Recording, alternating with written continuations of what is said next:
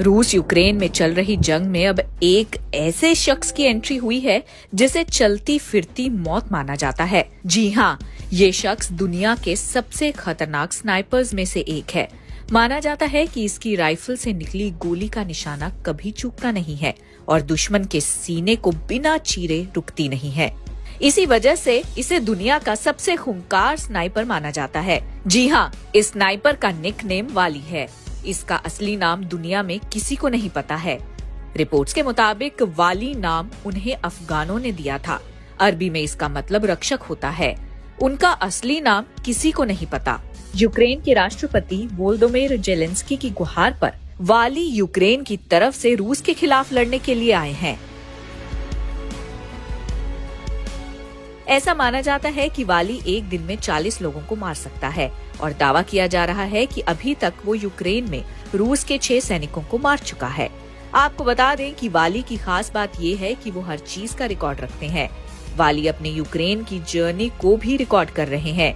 वाली एक लड़ाके के साथ साथ कंप्यूटर साइंटिस्ट भी है।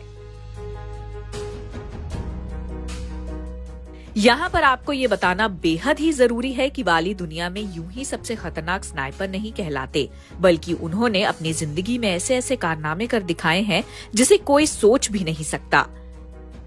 वाली मूल्य रूप से कनाडा के रहने वाले हैं और उनकी उम्र 40 साल है। वाली ने इराक और अफगानिस्तान युद्ध में अहम भूमिका निभाई थी। वो अफगानिस्तान में रॉयल कैनेडियन 22वीं रेजिमेंट में थे।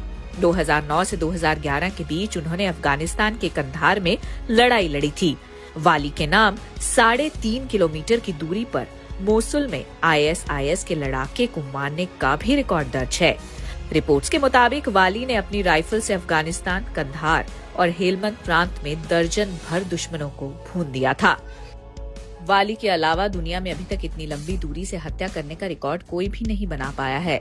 दूसरी तरफ एक अच्छा स्नाइपर औसतन एक दिन में 5 से 6 लोगों को अपनी राइफल से मार सकता है, जिसका रिकॉर्ड अगर बेहतर से बेहतर होगा तो भी वो 7 से 10 लोगों को ही निशाना बना सकता है।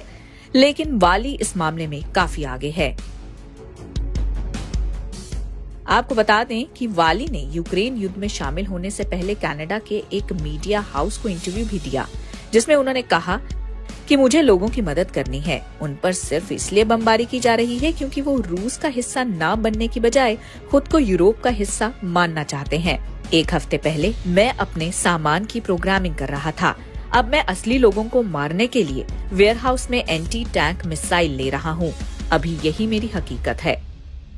वाली के रूस यूक्रेन की जंग में कूदने का एक और सबसे बड़ा कारण है जिसे वो अपना व्यक्तिगत कारण मानते हैं।